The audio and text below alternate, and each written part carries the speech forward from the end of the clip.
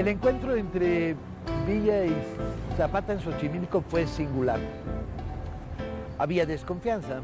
Zapata le reclamaba a Villa el que no hubiera tenido un programa de reforma agraria profunda. Y Villa no había tenido contacto con el zapatismo, habían estado las dos fuerzas separadas por el Ejército Federal. De tal manera que fueron a medirse. No ayudó demasiado el que Villa fuera abstemio, porque Zapata estaba empeñado en invitarle a una copa de coñac, y Villa se negó 10 veces y a la 11ª le dio un traguito y estuvo tosiendo un cuarto de hora ante la gran vergüenza del general Zapata. Fue una conversación en la que se definieron muy claramente contra Venustiano Carranza y los que se habían alineado con él. Planearon las futuras operaciones. Villa iría hacia el norte y el noreste del país y Zapata perseguiría a los carrancistas por el camino de Puebla hacia Veracruz.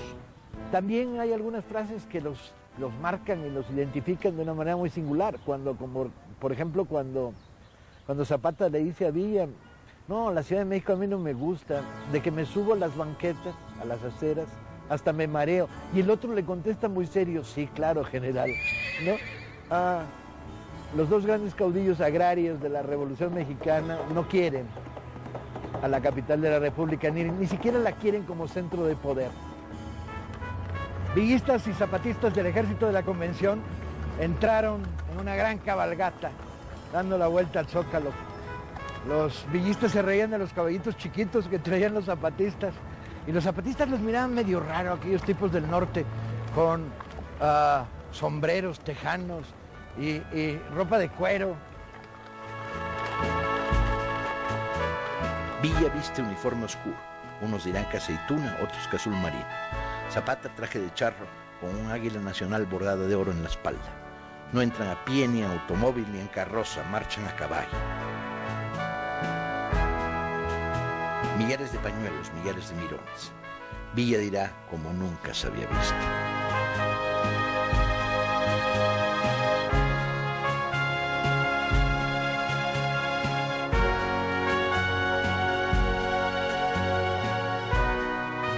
Gracias a una foto supuestamente de Casasola, el autor ha podido identificar a los generales que abren la descubierta sobre la avenida San Francisco. Los 8 generales eran hace 5 años un campesino, un maestro rural, un estudiante, un cuatrero, un caballerango, un bandolero, un campesino, un maquinista de tren. Nadie podrá explicarse la Revolución Mexicana si no se explica esta foto. Esta foto y sus ausencias, sobre todo la gran ausencia de una clase media ilustrada y radicalizada. ¿Dónde están los periodistas, los médicos, los profesores? A diferencia de otros procesos revolucionarios contemporáneos, campesinos y obreros no necesitaron aquí de intermediarios ni de traductores. Está con sus binoculares en la mano, como el estratega. Y a diferencia de Pancho Villa está con el caballo encabritado. Cuando vemos al jinete en un caballo que está... Un aplauso para Ignacio Taibo, ¿no? Iba pasando y de repente encontré que estaban contando a Pancho Villa. Y pues hay que arrimarse, Villa es el jefe, man. Qué bueno que están ustedes recordando aquí a Pancho Villa, me alegra mucho. Villa es la venganza de los desposeídos. Villa es el retorno de la justicia social.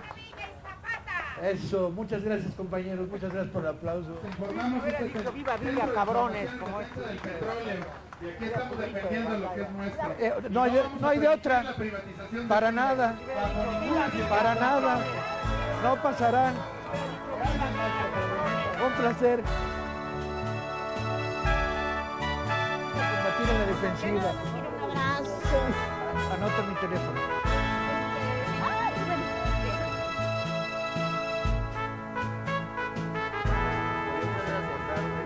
Pregúntales en el llamo y si nos ponemos de acuerdo. ¡Órale! Te salió locura, ¿no?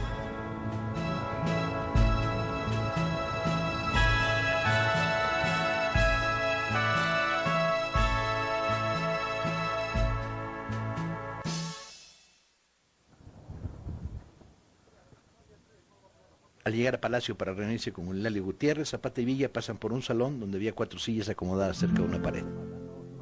La silla Silla presidencial. Villa y Zapata entraron al Palacio Nacional. Hay dos fotos que se conservan de la época. En una de ellas, Zapata mira la cámara y Villa mira el sombrero de Zapata, que es maravilloso. El pobre Villa ese día traía un sombrerito de quepí militar, horrible, y Zapata traía un sombrero de charro de los de 8 onzas. Así la cosa, la silla de repente se volvió trascendental. Todo el mundo decía, no, es la silla presidencial. Pero no hay tal. Carranza, cuando se fue de la Ciudad de México, se había llevado su sillón. Era un sillón de cuero normal, lo había echado al tren y se había ido a Veracruz con el sillón. A partir de ahí se construye la idea de la silla presidencial. Y la foto se publicaría mucho después y se abriría el gran debate sobre si querían o no Villa y Zapata discutir quién le tocaba sentarse. No hay lógica de apropiarte del poder en la sentada de la silla. Es más una serie de bromas. Silla presidencial.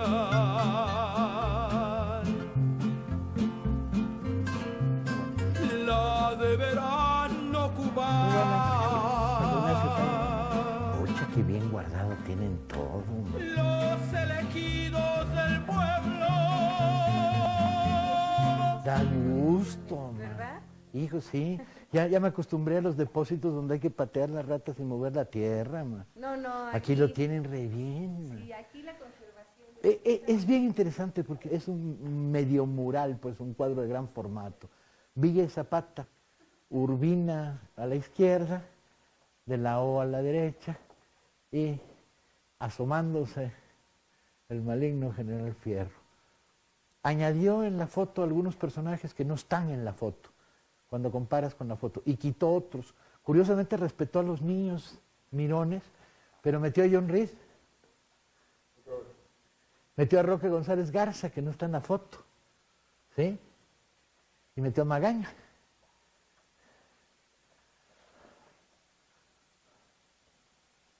Sin mirones no hay historia. Entrando a Palacio Presidencial, los dos grandes caudillos traían una cauda de pegados, de arrimados, de yo salgo en la foto que asomaba en la cabeza. Era la toma simbólica de Palacio por el Pueblo. ¡Ay, qué bonita! Sí, es muy bonito. Villa tenía la costumbre de casarse. Alguna vez alguien me preguntó si Villa creía en el matrimonio. Dije, desde luego, lo que no creía era en el divorcio. Este es uno de sus 27 matrimonios, la foto de boda. Le gustaban siempre igual, regorditas cachetonas, potentes, fornidas, ¿no?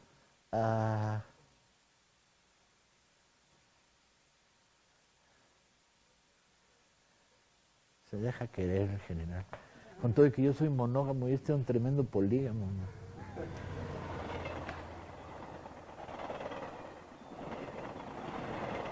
El 5 de enero Villa salió de la Ciudad de México para conferenciar con el general Scott, jefe del Estado Mayor del Ejército estadounidense, en El Paso. A Villa le interesaba que los norteamericanos retiraran el embargo de armas para poder abastecerse y combatir a Carranza. Obregón y los carrancistas parecían no tener mucha prisa en enfrentar a Villa. La lentitud y cautela de su avance era notable.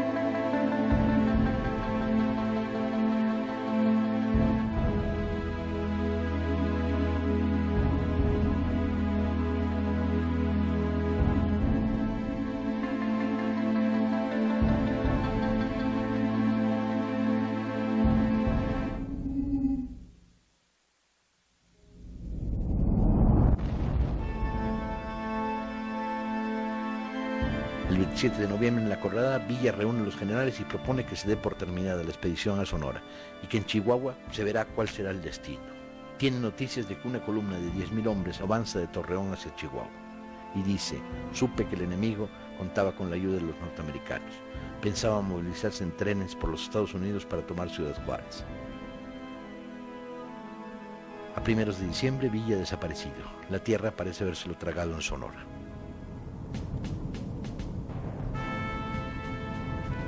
A mediados del mes reaparece en Chihuahua con una escolta de no más de 10 personas. La ciudad está a oscuras como parte de una política de ahorro y Villa ordena de inmediato que se normalice el servicio de alumbrado. Trazará el panorama en palabras prestadas por Ramón Puente. Cuando llegamos a Chihuahua no había más que desorden. En todas las caras se pintaba el miedo y era raro el que no trataba de escapar. La mañana del 19 se reparten panfletos invitando al pueblo chihuahuense a concentrarse ante el Palacio de Gobierno. Villa hablará ahí. Los carrancistas están a unas horas de tren de Chihuahua. Villa anunciará la disolución de la División del Norte. Abandonará Chihuahua el 20 de diciembre. ¿Qué será del villismo sin Chihuahua? Villa tiene una respuesta. En este continuo volver a empezar que ha sido su vida de revolucionario, Chihuahua es más grande que su capital. Quedan las sierras y las veredas.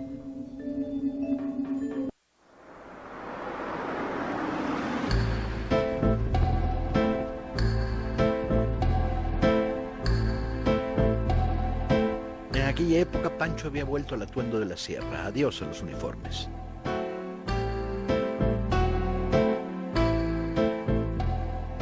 Villa se instalará en San Jerónimo, allí establecerá su base. Ha enviado a su casa a los hombres de infantería, desmoviliza grandes grupos con la consigna de que estén a la espera, que se les irá a buscar.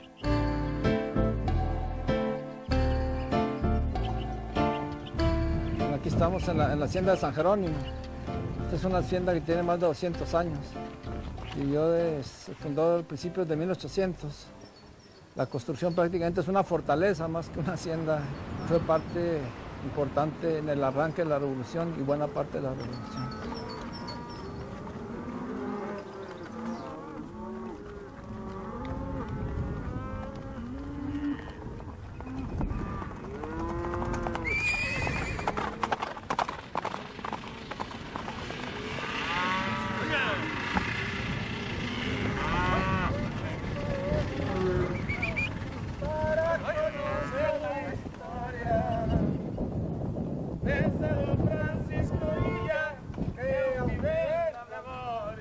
¿Qué traía en mente Villa?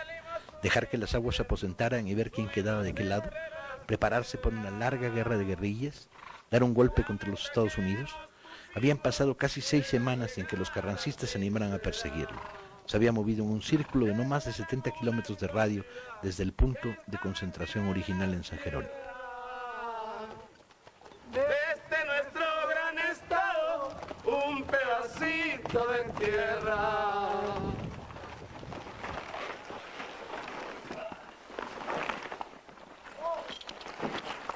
Sí, toda la gente le tenía horror. Los que no andaban con él, los que andaban con él, pues andaban contentos, pues. Y en busca de puntos claves para conocer la historia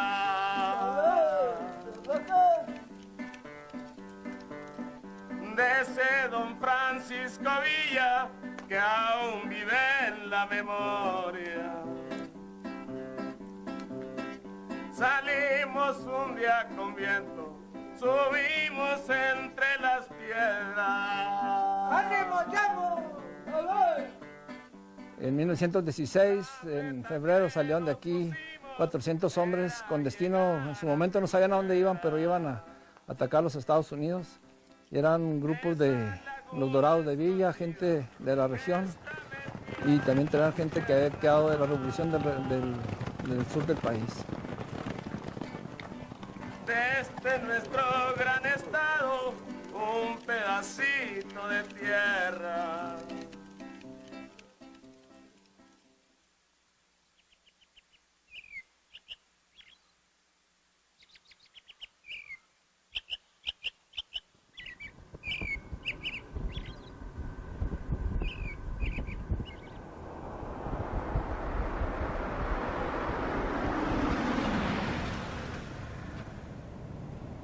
El 22 de febrero, Villa convoca reunión de su Estado Mayor y por fin les comunica con precisión su destino: Columbus, Nuevo México, en Estados Unidos, al otro lado de Palomas. A vengarse de libre el paso de los carrancistas armados que cruzaban en trenes dentro de Estados Unidos para llegar a Agua Prieta. Columbus básicamente era un campamento militar fronterizo con 532 soldados y 21 oficiales del 13º Batallón de Caballería, en torno al cual había crecido una ciudad que el día del raid villista estrenaba su primera sala de cine.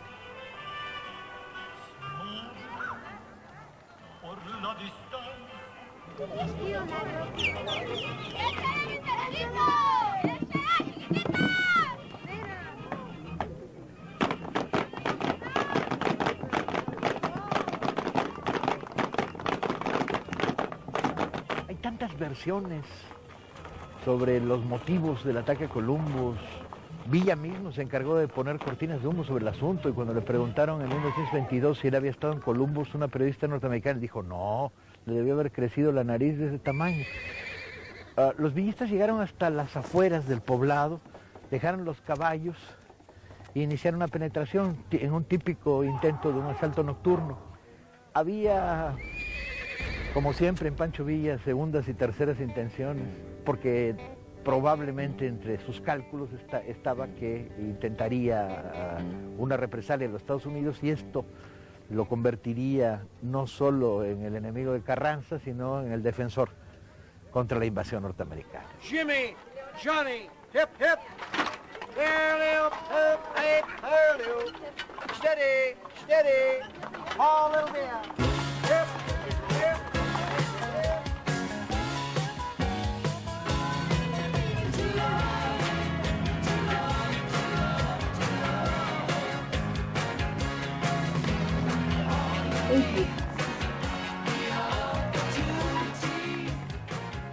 Parte de los elementos delirantes que han rodeado a Pancho Villa y la historia del villismo es la construcción de un parque como este. Están los norteamericanos con esta lógica perversa de volverlo todo Disneylandia. Han creado de una derrota militar y un ataque de invasión un Memorial Park dedicado a Pancho Villa. Y aquí vienen los villistas y les sonríen. Es como si celebraras en cualquier otra parte del mundo la invasión, con la lógica de festinar a los invasores, ¿no?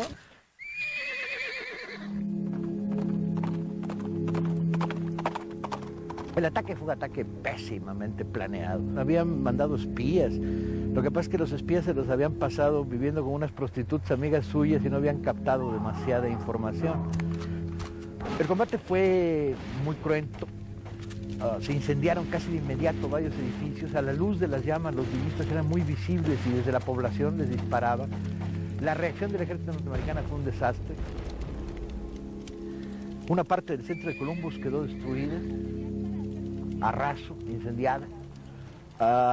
Y Villa había hecho lo impensable. Había atacado al ejército de los Estados Unidos en territorio norteamericano.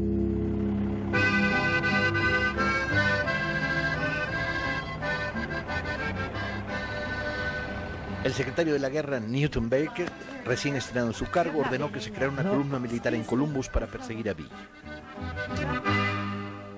El 15 de marzo, la primera parte de las tropas de Pershing cruzó la frontera estadounidense en Columbus hacia Palomas. Habían pasado 6 días del ataque.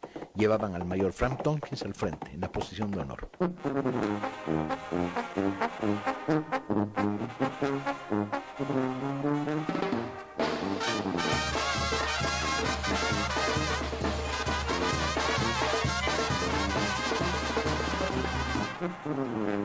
En nuestro México de marzo 16 dejó Carranza pasar americanos, 10.000 soldados, 606 operados, buscando a Villa por todo el país.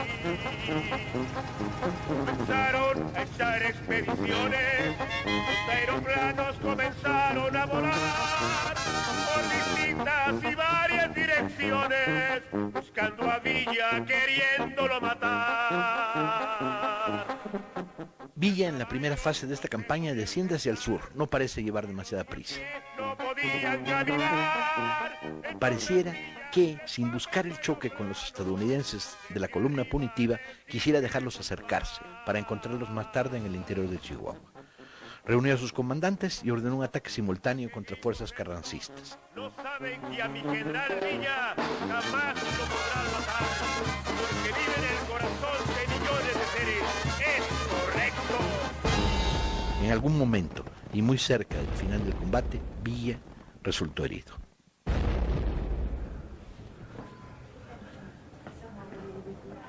Thank you very much. It's a pleasure.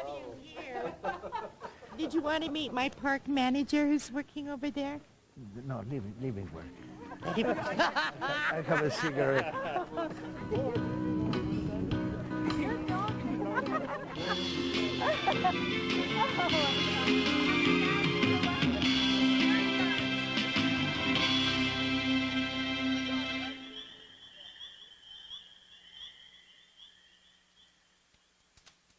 Como que hubo un gran silencio también después del ataque de Columbus. Estaba herido y los americanos ya lo daban por muerto. Se desapareció y se fue a una cueva escondida donde nada más estaban 4 personas. Está como a medio cerro, así está fácil para llegar y está bastante profundo. Ya fácil de llegar cuando sale uno el rumbo, pero sí está escondida.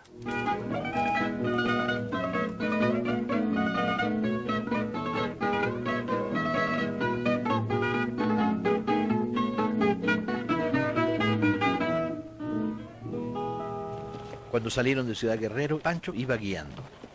Van hacia las montañas por el camino viejo a Miñaca y por el puerto de Santo Niño. La columna estadounidense que anda por la Junta está media jornada de ellos. Villa va muy adolorido, pero sabía a dónde los conducía. Conocía previamente el lugar. Lo llamaba Cueva de Coscomate.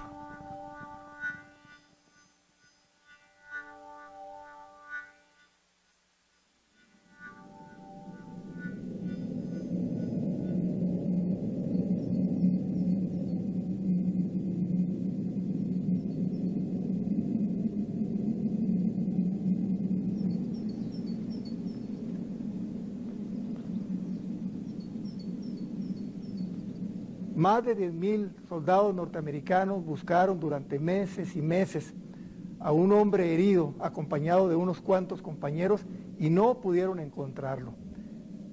Quizá por su memoria extraordinaria, él conservaba un mapa preciso de cientos, tal vez de miles de cuevas, que nunca se le perdían.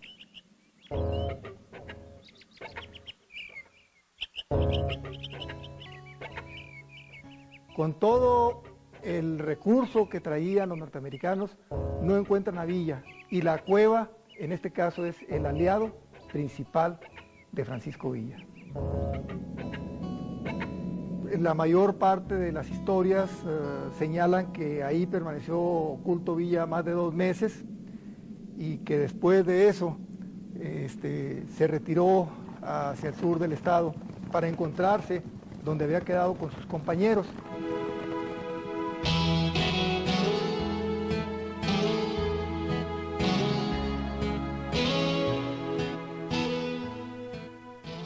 Desamparado, perseguido, con el rumor de Villa muerto causando estragos en sus filas, desmoralizado, traicionado, con 10,000 gringos siguiéndolo, otros 10,000 carrancistas acosándolo, el villismo milagrosamente no se desmoronó en la primavera de 1916 y los harapientos restos de la División del Norte se reunieron el 1 de julio, según la cita acordada con su jefe 3 meses antes, en San Juan Bautista, Durango. Era la resurrección.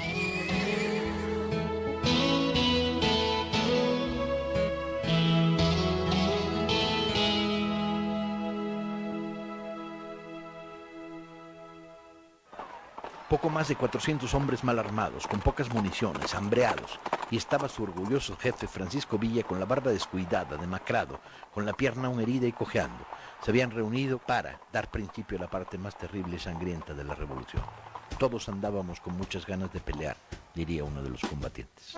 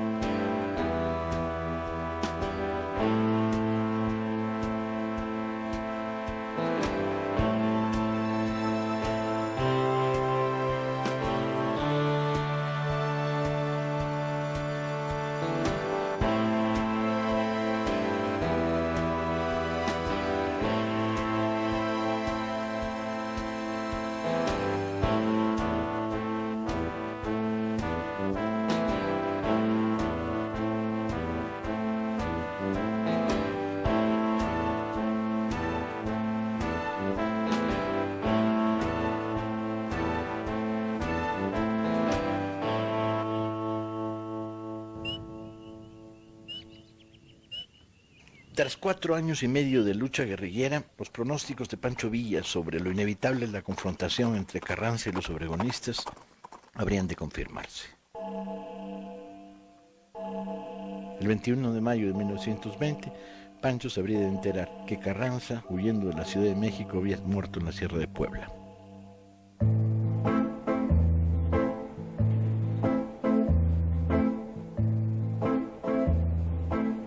Un día más tarde, Calles, flamante ministro de Guerra del nuevo gobierno provisional, escuchó las propuestas de Villa, que decía estaba dispuesto a retirarse a la vida privada. El 27 de julio, un día después de la toma de Sabinas, Eugenio Martínez, representante del gobierno, llegó a la estación del tren. Villa lo abrazó y se dejaron fotografiar. En un determinado momento de la conversación, Villa tendió a Martínez una carpeta que sacó de su bolsillo con un recuento de los muertos que había hecho en batallas. La lista totalizaba 43.000. Estaba harto de matar. A las 11 de la mañana del 28 de julio se firmó el acta de rendición. El texto terminaba con el compromiso de Villa de no tomar las armas contra el gobierno constituido.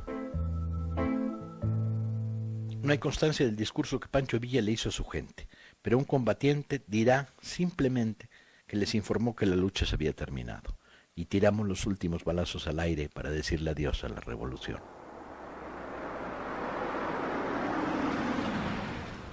Le permiten tener una escolta de 50 hombres armados con sueldo a cargo de la Secretaría de Guerra y además le entregan la hacienda de Canutillo, donde deberá tener su residencia.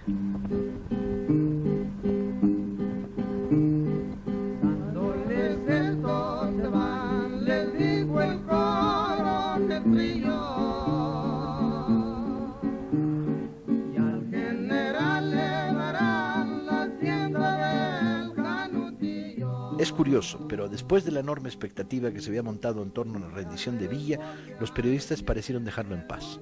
Silencio en torno al personaje. Villa tiene en esos momentos 42 años.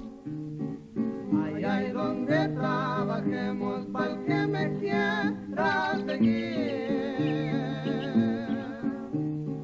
Y vean que también sabemos trabajar para vivir. Villa decretó ley seca en Canutillo. Villa además había cambiado el talante, ya la violencia no la tenía tan a flor de piel. Decía que los problemas ya no se resuelven aquí ni aquí, sino aquí. Villa ya no tenía pretensiones políticas cuando se retiró a Canutillo. Sin embargo, sí tenía pretensiones económicas, o sea, quería demostrar que se podía hacer una nueva manera de relacionarse con la tierra en la que los pobres no fueran pobres. Jesús, yo no conozco este artículo sobre Canutillo. Hacia comienzos del año 1923, Villa estaba bien de salud. Fuera de los achaques de la vieja herida de la pierna, se levantaba a las 4 de la mañana, gozaba sus labores del campo recorriendo Canutillo de un lado a otro. Pero su amigo Ramón Puente decía que su ánimo estaba como apocado. Pancho había intentado en los últimos meses sortear los conflictos con los gobernadores de Chihuahua y Durango, mientras mantenía la mayor cordialidad posible con el gobierno de Obregón y trataba de sustraerse a las trampas que le tendían intentando involucrarlo en la sucesión presidencial. Pero veía cómo un exceso de sombras crecía en torno a él. Mira, aquí hay una lista equivocada, mano, de las mujeres de Villa. Aquí dice 25 y hay una tachada, ya fueron 24, va a ser las 22 que yo digo, hombre. ¿Se puede subir a este mismo lugar, en la terraza de la iglesia? Ah. Está muy oscuro, ¿eh?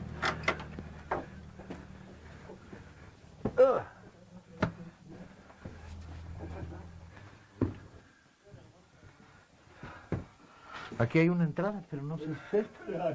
No, porque arriba es el campanario. No, vinimos a dar a la campana, güey, aquí no queríamos venir. Va a ser ahí abajo. Ahí está ya. Sí, al lado de la campana, ¿qué chingos quieres que haga? ¿Ahora te la toco o qué? Sí. Bueno, ahí va. Villa lo primero que hace es un reconocimiento de los terrenos. Ve que hay tierras de regadío de primera, limpian y desasolvan los canales de riego usando el agua del río Florido.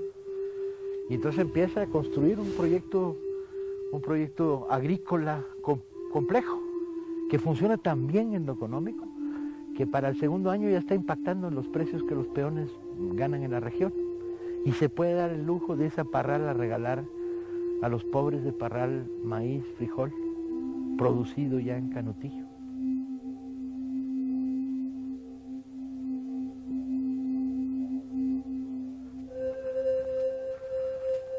La primera preocupación de Villa fue construir un pequeño pueblo en torno al casco de la hacienda, porque no había nada.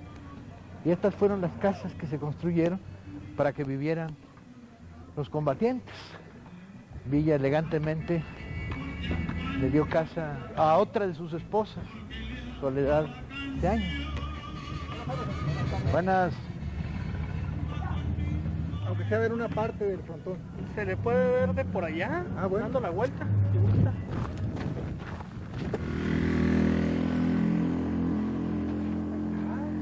No está, pero completo. Y era muy aficionado al frontón. Se llama Rebote por aquí. Tenía su frontón al lado de Canutillo. Estos han de ser años para Pancho Villa curiosos, ¿no? Practica el deporte, juega frontón. Está leyendo por tomos El Tesoro de la Juventud. Asiste a las clases de la escuela y se sienta en la parte de atrás. Y sobre todo, Villa es infatigable. Es el primero que se levanta en las mañanas y el último que se acuesta. Jesús, deja de buscar arqueología, vámonos. Recibe a varios periodistas en Canutillo y una entrevista muy interesante con un periodista de la Ciudad de México que de alguna manera se vuelve para él muy peligrosa porque desliza entre las muchas frases de la entrevista aún y si el pueblo se lo pide algún día, Pancho Villa se volverá a levantar. Y no es necesario porque estos son tiempos de paz, matiza, pero ya lo dijo.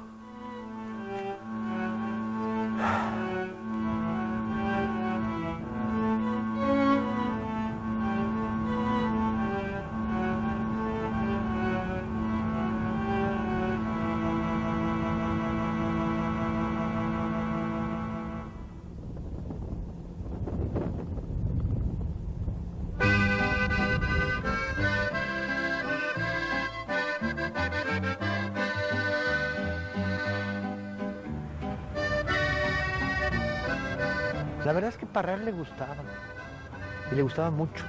Había sido la primera ciudad donde se había establecido, y luego era la ciudad más cercana a Canutillo. Conserva cantidad de arquitectura Parral de principios de siglo, ¿no? Pero cantidad, ¿no?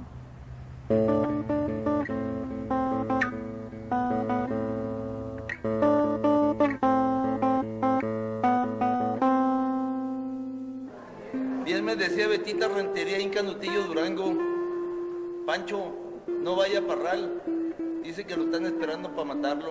Y le dije: no se preocupe, yo ya sé de esos menesteres, nadie se muere a la víspera. Y pues para que se lo sepa, Parral me gusta hasta para morir. Villa había visto demasiadas muertes para creer en la suerte. Era un hombre que solía olfatear el peligro en el aire y esta vez detectaba riesgos, acechanzas. Había vivido toda su vida bajo reglas de extrema cautela y no iba ahora a abandonarlas.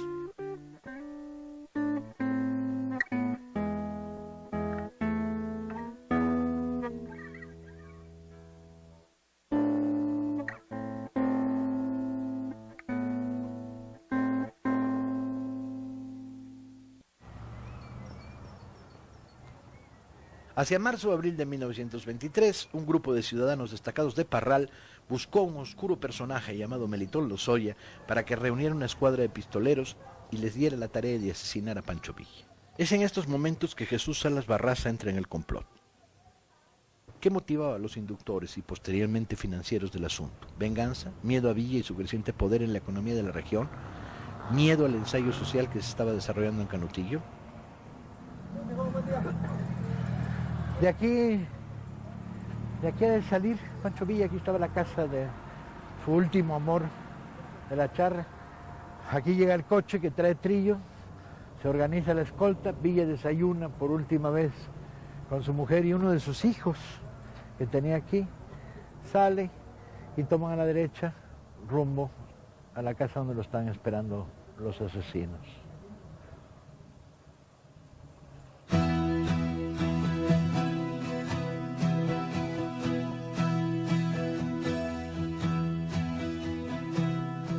Villa tomó el volante, colocaron el maletín con el dinero de los salarios de Canutillo en el piso, en el sitio del copiloto, y lo cubrieron con un abrigo de mujer y un sombrerito de niño. Miguel Trillo se sentó a su lado. En el coche venían 7 personas, 2 adelante, 3 atrás y 2 colgando de los estribos. En esta casa se habían apostado los asesinos. Dominaban la calle por la que vendría. Uno más estaba a unos 50 metros de aquí y tenía como misión quitarse el sombrero para señalar si Villa venía manejando o venía de copiloto. Tenían fusiles, pistolas, municiones de alto poder.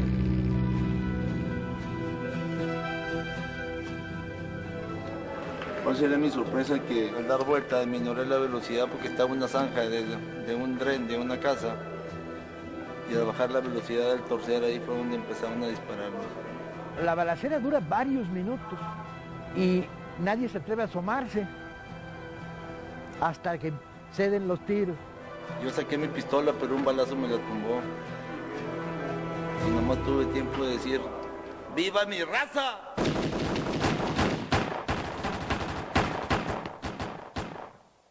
Fue todo lo que dije.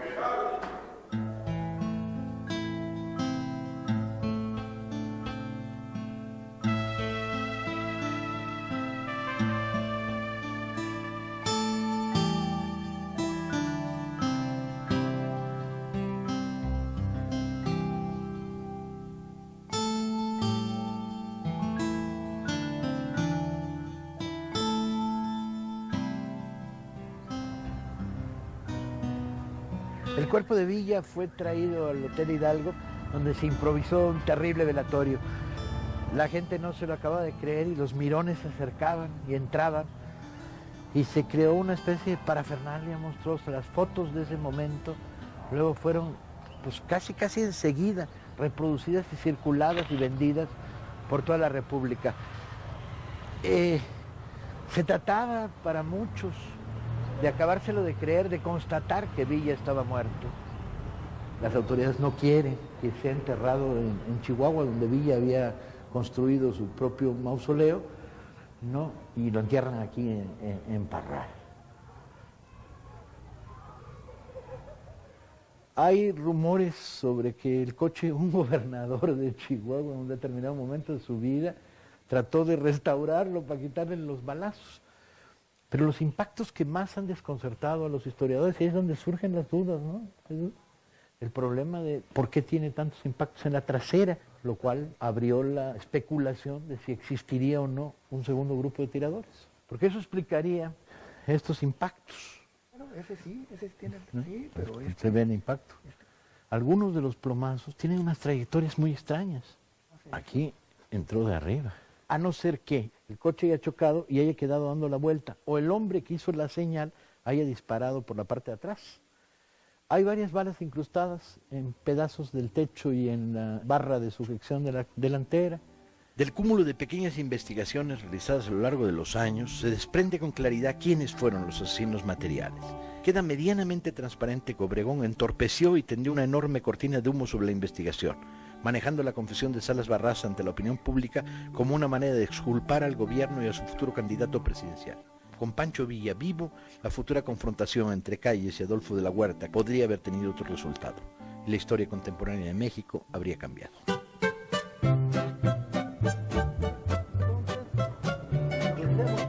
Nada más le digo a Enrique que se ponga de acuerdo contigo. No intermediario para el rollo de las fechas. Francisco Villa, muchos platican, muchos a favor y muchos en contra. Vale. Te decía que, mira, aquí entrarlo luego. Descansa Villa en el regazo del lugar que tanto amó. Es un santuario este ya. A la madre. Aquí sería el primer lugar donde reposaría los restos de Villa, en el cementerio de Parral. todas las personas que vienen a pagar un favor de Villa, y Villa es su protector de muchas de las personas que han recibido sus favores.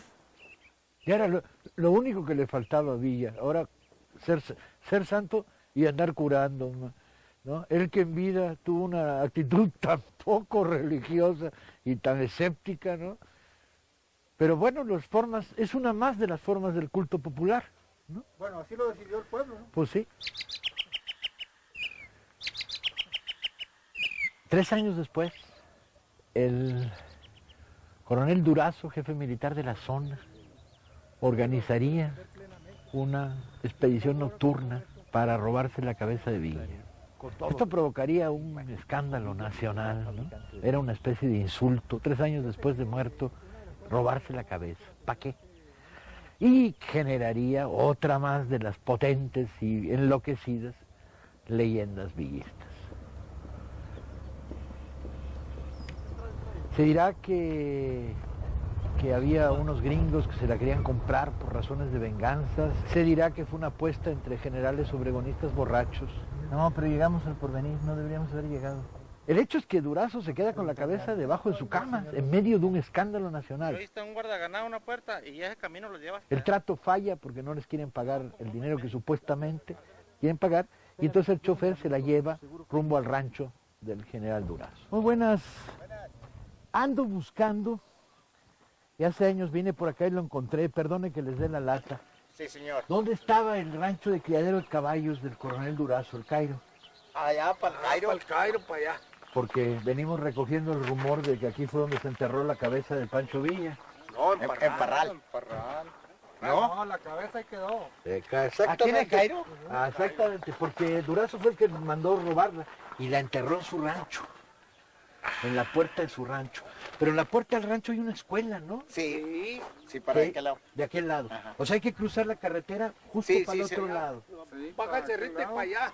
Ahí se va a topar el ranchito. Muchas gracias. Y sí, usted sabía el rumor. Él es apenas de antier. Fíjese, sabe más que nosotros. Gracias. Ok.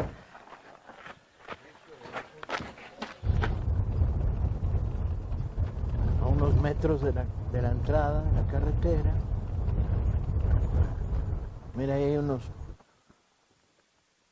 Perdone, joven, ¿aquí era el Cairo antes? ¿Sigue siendo? ¿Usted sabe dónde dicen que está enterrada la cabeza de Villa? La han buscado mucho. Acá para abajo. Sí. El señor lo puede llevar. El señor te puede llevar. Veremos. ¿Qué haciendo? Pues andábamos buscando lo que era el rancho de Durazo, el Cairo. Ah, ya está. ¿Cerca de aquí? ¿Y usted también oyó lo de...? Muy bien. Muy bien. Paco Taibo. ¿Y usted también oyó lo de que la cabeza de Villa está ahí enterrada, ¿no? Pues le han buscado mucho acá para abajo. Después del fracaso de la entrega de la cabeza 92. Ahí para abajo. ¿Será que lo vivió? En el que trabajaban gratis para él los soldados de la tropa, se la entregó a su chofer, que vino a donde estaba el rancho de cría de caballos, se la dio a su vez un soldado, y a unos cuantos metros de la entrada del rancho, la cabeza fue enterrada. En algún lugar de esta zona está enterrada la cabeza de Pancho Villa en una caja de balas de Mauser de 7 milímetros. Es ya el último de los terribles destinos, ¿no? Pero forma parte también de un culto y una leyenda popular. Los vecinos dirán, pues por aquí estaba.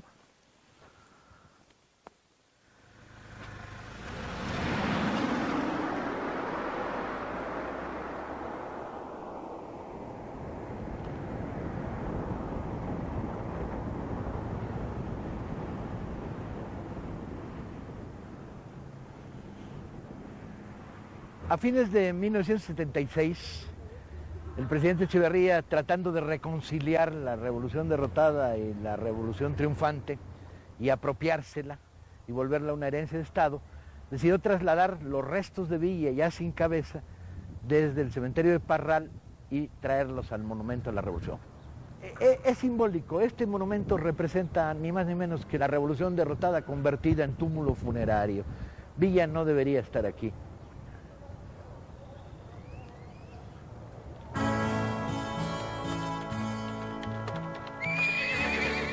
Parece claro que más allá de los restos disueltos de una memoria colectiva que a toda costa se aferra a su nombre y a su estampa, Francisco Villa, manteniendo sus mejores tradiciones y su muy singular estilo, se volvió a fugar.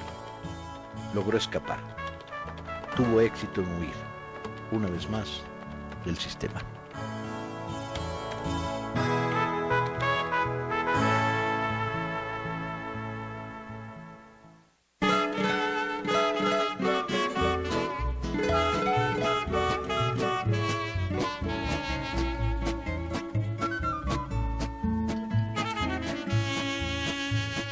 Durango comenzó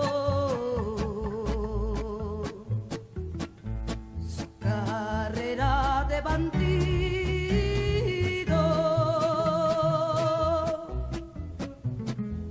En cada golpe que daba se hacía el desaparecido.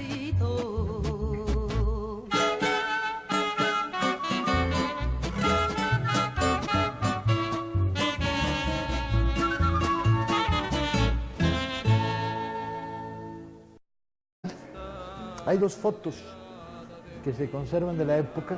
En una de ellas, Zapata mira la cámara y Villa mira el sombrero de Zapata, que es maravilloso. El pobre Villa ese día traía un sombrerito de quepí militar, horrible, y Zapata traía un sombrero de charro de los de 8 onzas. Así la cosa, la silla de repente se volvió trascendental. Todo el mundo decía, no, es la silla presidencial. Pero no hay tal. Carranza, cuando se fue de la Ciudad de México, se había llevado su sillón.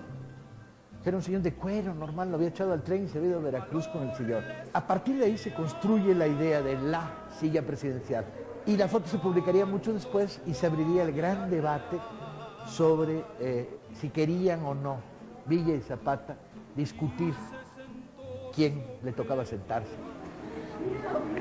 No hay lógica de apropiarte del poder en la ciudad de la silla. Es más una serie de bromas. Silla presidencial,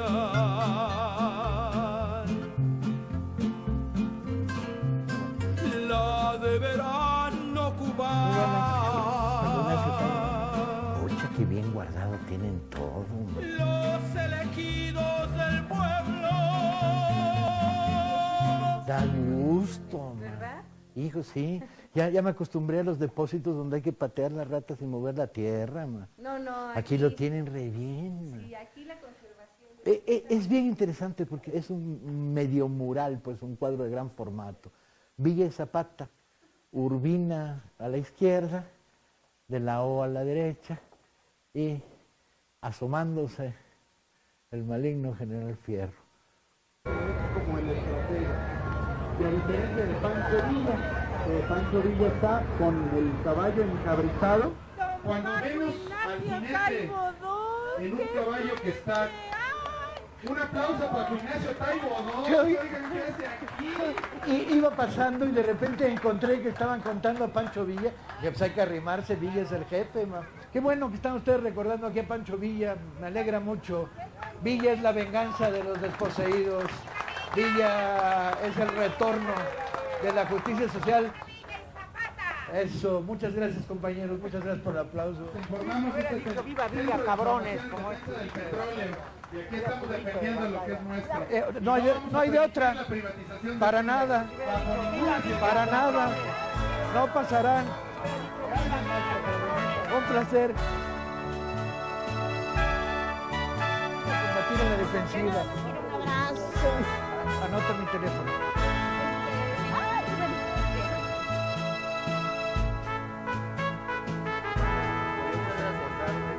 Pregúntales en el llamo y si nos ponemos de acuerdo. ¡Órale! Te salió locura, ¿no?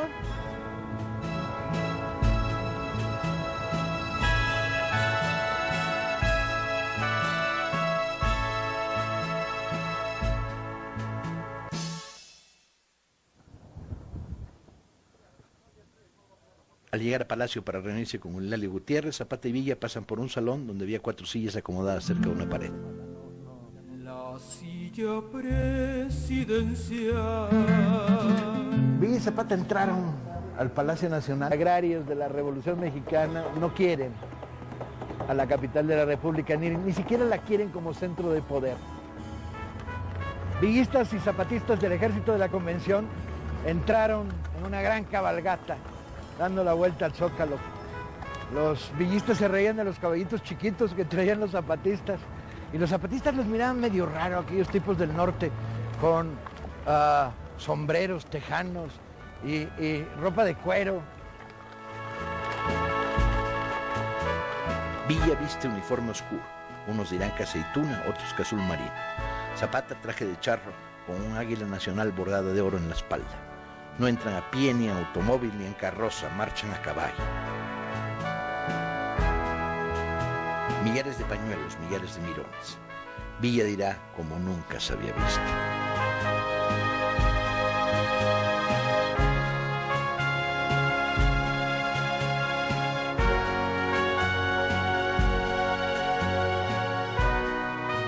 Gracias a una foto supuestamente de Casasola, el autor ha podido identificar a los generales que abren la descubierta sobre la avenida San Francisco. Los 8 generales eran hace 5 años un campesino, un maestro rural, un estudiante, un cuatrero, un caballerango, un bandolero, un campesino, un maquinista de tren. Nadie podrá explicarse la Revolución Mexicana si no se explica esta foto. Esta foto y sus ausencias, sobre todo la gran ausencia de una clase media ilustrada y radicalizada. ¿Dónde están los periodistas, los médicos, los profesores?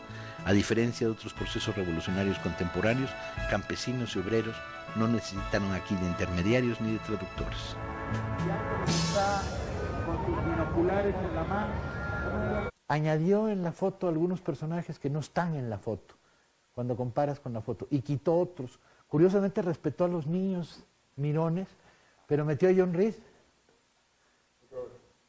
Metió a Roque González Garza, que no está en la foto, ¿sí? Y metió a Magaña.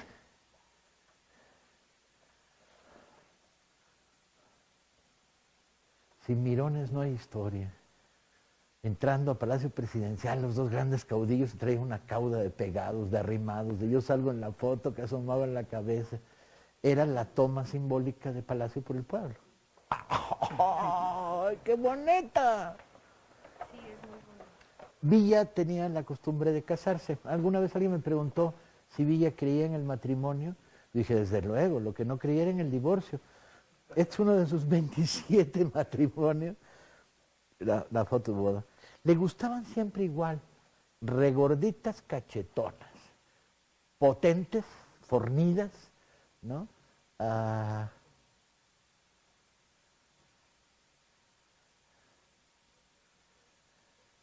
Se deja querer en general. Con todo y que yo soy monógamo y este es un tremendo polígamo, ¿no?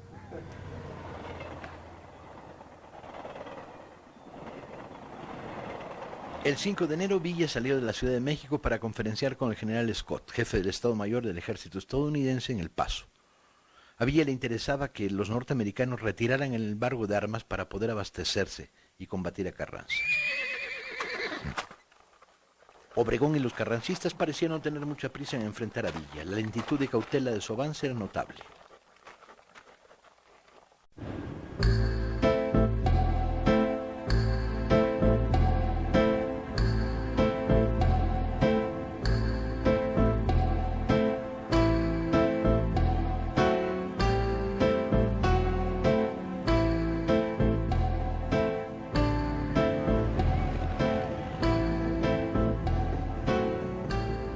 El encuentro entre Villa y Zapata en Xochimilco fue singular. Había desconfianza. Zapata le reclamaba a Villa el que no hubiera tenido un programa de reforma agraria profunda. Y Villa no había tenido contacto con el zapatismo, habían estado las 2 fuerzas separadas por el Ejército Federal. De tal manera que fueron a medirse. No ayudó demasiado el que Villa fuera abstemio porque Zapata estaba empeñado en invitarle a una copa de coñac y Villa se negó 10 veces y a la 11ª le dio un traguito y estuvo tosiendo un cuarto de hora ante la gran vergüenza del general Zapata. Fue una conversación en la que se definieron muy claramente contra Venustiano Carranza y los que se habían alineado con él. Planearon las futuras operaciones. Villa iría hacia el norte y el noreste del país y Zapata perseguiría a los carrancistas por el camino de Puebla hacia Veracruz. También hay algunas frases que los marcan y los identifican de una manera muy singular, como por ejemplo cuando Zapata le dice a Villa: no, la Ciudad de México a mí no me gusta, de que me subo a las banquetas, a las aceras, hasta me mareo. Y el otro le contesta muy serio: sí, claro, general, ¿no? Los dos grandes caudillos